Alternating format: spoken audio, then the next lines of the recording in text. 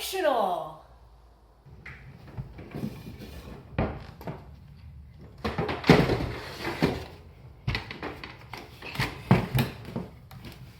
Functional.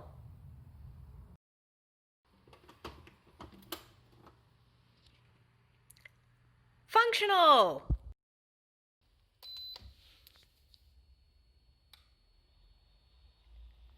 Functional. Testing. 1, 2, 3. Testing. Functional. The cat is functional.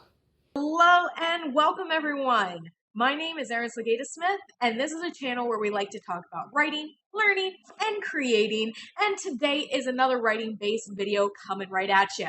Now you might be wondering why I was giving you a mini tour around my apartment and saying it's functional so many times.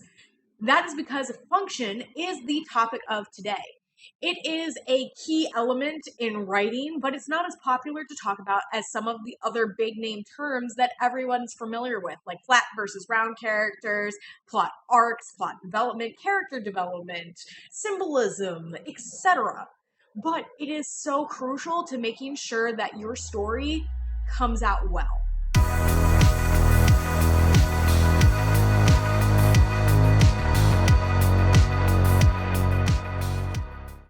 So, basic definition before we get into our examples about how function is applied in literature, movies, and video games.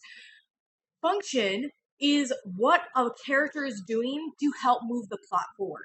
That character can be flat, they can be round, they can be any type of character you want, but they all need to be performing function. Function comes across in so many different ways because of the fact that it's literally anything that your character does to get you from plot point A to plot point B. If your character is not helping to move your story from plot point A to plot point B, you are having a problem. So let's look at how some people have applied function in their characters, and then let's talk about how we can apply them in our own. Our first example of a character who serves a function comes from the Diary of a Wimpy Kid series. Particularly, you can see evidence of this character's function in the book Roderick Rules, and the character we're talking about is Roderick himself. He spends the book manipulating Greg, and in turn, Greg kind of does the same to others because he is highly influenced by his brother, which is something that we see throughout that book. He may not seem to like Roderick, and he probably doesn't. Roderick has done some pretty horrible things to him. But you do get to see growth of the characters, and through their interactions, Roderick is serving the function of the antagonist, who is pushing Greg to do different things, which moves the plot along. I mean, it's even in the title, Roderick Rules. It's talking about how in this circumstance, Greg is having to follow what Roderick is telling him to do. And so, Roderick is fulfilling a key function in moving the plot forward. Antagonists are one really huge category of types of characters that help to move a plot forward because they are always the ones who are getting in the way, who are putting obstacles up that your protagonist has to overcome. And Roderick is a great example of when that happens. Our next example comes from the movie Brave. There is a witch in the story that is responsible for giving Merida the potion that turns her mom into a bear and kind of spawns the whole plot after that. Characters that cause a whole plot to spawn are serving a function. And this character isn't just a one-shot wonder. She shows up several times throughout the film, and in each time she shows up, she does something that makes the protagonist make a new choice, make a new action, and continues to move the plot forward. This is the definition of a functional character. So, the witch from Brave is a great example of when a character is serving a function, even if they don't get a lot of screen time to do it. Saria is an example of a character that serves several different functions within the same plot line of a story. She is from The Legend of Zelda: Ocarina of Time, and your first function that she fulfills is giving you more background into the character of Link. That is one function that characters can fulfill, is helping you to learn more about other characters, particularly the protagonist. When you learn about the fact that they were childhood friends, you learn both a lot about who Saria is and who Link is. You see the difference with how Link is kind of ostracized by the other people in Kokiri Forest, and how she's kind of a little bit more popular there. She's very well liked among all the people who are there, particularly by their boss Mito. Another function that she fulfills is that she often travels to the Sacred Forest Meadow, and in that meadow, she plays her ocarina. This has a huge impact on Link later on in the game, in particular when he gets to learn Saria's song, which is a very important part of the gameplay. So once again, helping to move the plot forward, in this case by having a literal functional role where she's allowing the player to literally continue playing the game by providing this thing of her song so that they can get to areas that they couldn't do before. And then later on, skip this part if you have not played through and you don't want spoilers. Not that I'm going to go too spoilery, but she also gets rescued by Link from the Forest Temple, and it allows her to awaken the Forest Stage, which is another super important part to the plot in that game.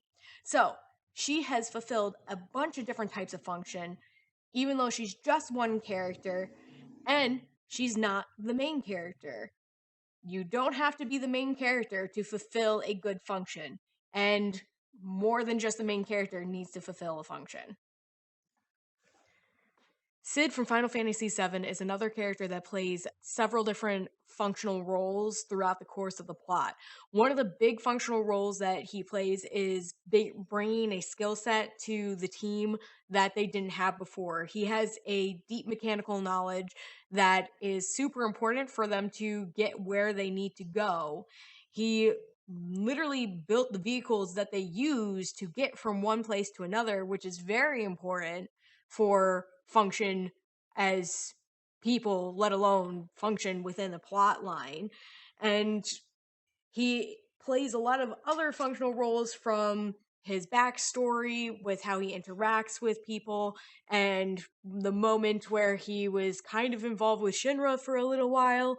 And I don't want to get too spoiler territory because I know some of the games I talk about are on the older side, and people are like, well, if people haven't played the game by now, they can't get spoilers, they can't call spoilers. But still, I want to respect people's experiences because there's new generations coming to these games. But anyway, back to Sid. He ends up playing a variety of roles and functions within those roles, from his personal story, his momentary involvement in Shinra, how he ends up joining Avalanche, and how he actually plays a vital role at the end of the game, which I'm not going to spoil, but just put it this way, game would have ended very differently without him. After looking at these examples of characters using function, I hope that it is a little bit clearer for you what function really is, because it is such a broad topic to try to tackle.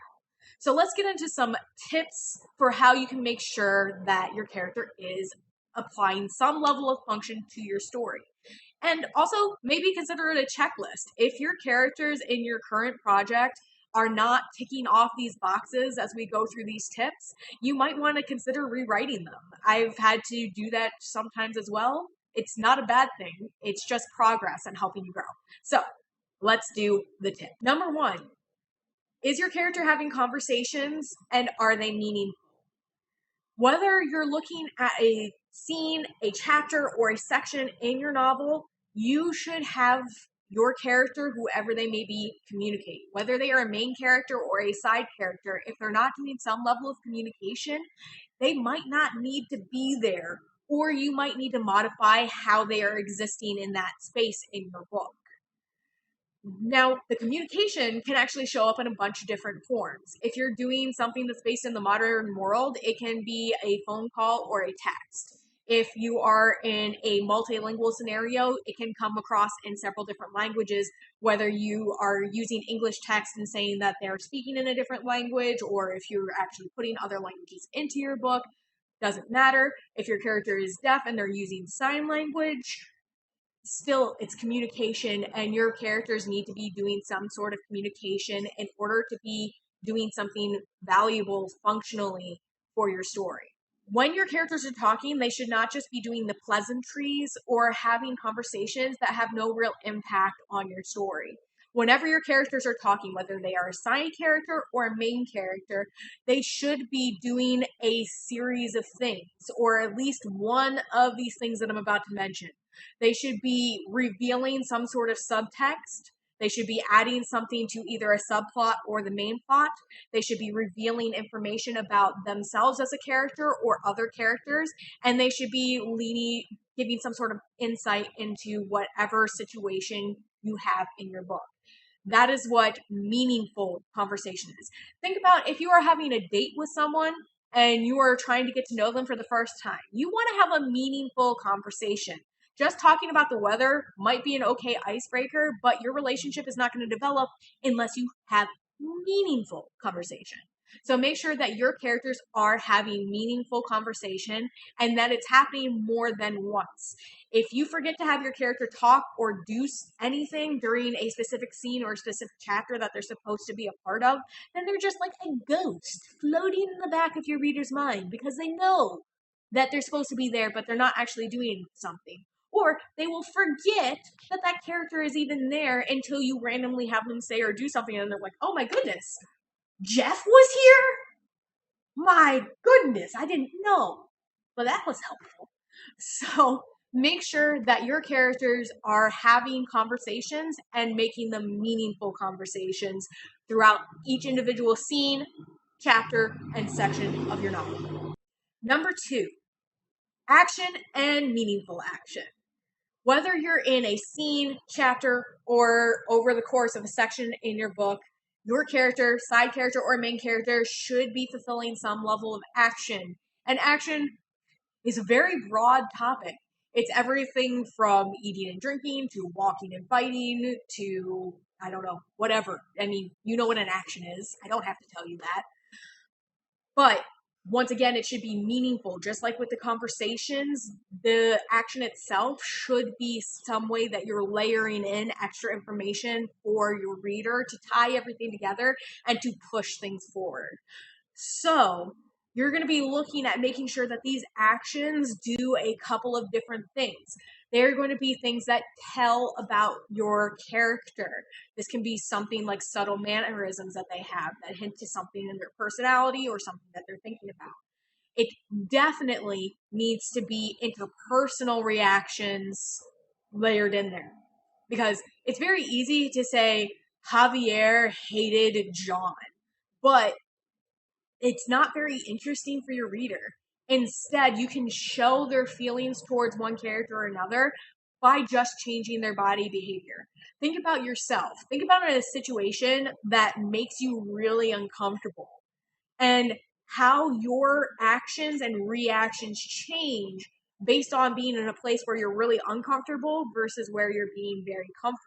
It should be the same for your characters, and you can use a lot of descriptions of body language and how they interact with each other to explain both interpersonal relationships and also your characters' comfort zones. And it's without getting too telly, so it's fantastic on a lot of different levels. Your actions also should be doing something that is moving the story forward. So if they're walking from one place to another, that is helping move the story forward in the sense that they need to get to that other location. Doesn't mean you need to go and they're still walking, and they were walking, and they were still kind of walking, because that's boring. But if you give your reader the idea that they are walking while they're having a conversation, or they're traveling somewhere, that can be a way that they're fulfilling a function. Not the strongest function, but it is still a function. Other actions that they might have to take in order to move the plot forward is things like finding out some sort of secret clue if you're doing some sort of mystery or suspense novel. If you're very action focused, then they should be doing something very actiony, like having a fight scene of some kind, but not just a random one that actually makes sense for your story. If it's romance, they should be doing romantic things, and I will let you extrapolate that for yourself. But whatever the action is, it should be something that is helping them get closer to their goal or leading them further away from their goal. Because as we've talked in previous videos about, they don't always have to make the right decision, but they do still need to do something. So maybe they should have taken the right-hand turn and they took the left-hand turn. The fact that they took that left-hand turn and it is the wrong direction is still meaningful because of how it is sidetracking them from their goal. So it can't just be they randomly missed a turn while driving, like the GPS gave them wrong directions. That also needs to be a meaningful thing, that either they run into some sort of specific challenge because they did the wrong thing, or they were able to find something that they needed to help with their quest that they would not have been able to find if they had just gone the right way. You can be creative with that, but that's how you can help make actions meaningful. Third and final tip for this video is the relationship you establish between your character and the reader. Every good character needs to have some sort of relationship with the reader. It's one of the things that gets the reader really invested in your story and wanting to continue with it through to the end. Now, the type of relationship that they have with your reader can be very different depending on the character. Maybe you really want your reader to be endeared to the character, whether they are the hero or the villain in your story, and you really want them to have that kind of personal connection where they actually want to care about your character. That can be a great one. Or it could be an antagonistic type of relationship where you want to make them hate your character. It's the whole make them love hating your character thing that people talk about sometimes. Those are two very normal examples about how you can build a relationship between your character and the reader. And that relationship is serving a huge function, because not only can you use that to help move the plot forward, but it's keeping your reader invested in the book, which means that they're going to keep reading. And if they keep reading, they're not going to be putting your book down as much. And if they're not putting your book down as much, they're more likely to finish your book, which is what we all want, right? So make sure that you build good relationship between your reader and your character. If you're having trouble seeing if a character is building a relationship with the reader, give a section of your book to somebody. It can be a friend, it can be a family member, you can go find beta readers or critique partners, but get it into the hands of another human being and tell me what you think about this character. Because people are very relational. Even if they don't really like having a lot of relationships, or they are very particular about their relationships, everyone is super aware of relationships and the types that they want or the types that they don't want. So if you give them even just a small section, one chapter, one scene, they should be able to develop some sort of relationship with your character and have some sort of impression about who that character is as a person. And then that will help give you direction towards what you want to tweak or not tweak in your character based on what your goal is. If your goal is to make a villain who is actually really easy to relate to and people feel bad for, kind of making like that anti-hero type thing, but like a really solid one, then your reader should feel empathy towards that character. If they read through your scene and they have no empathy whatsoever for your character, then you're going to need to change things. But if they do have that empathy, regardless of whether or not they know at the time that that character is a villain, then you know it's job accomplished. You got it. I hope you found these tips helpful, and I hope that you will try them out in your writing to try to help to grow and improve. That's what we are all doing here. If you have some really great examples of other characters fulfilling a function in whatever genre is your preferred genre, please do leave them in the comments below. It is so much fun when we get to talk about these different characters in these different situations.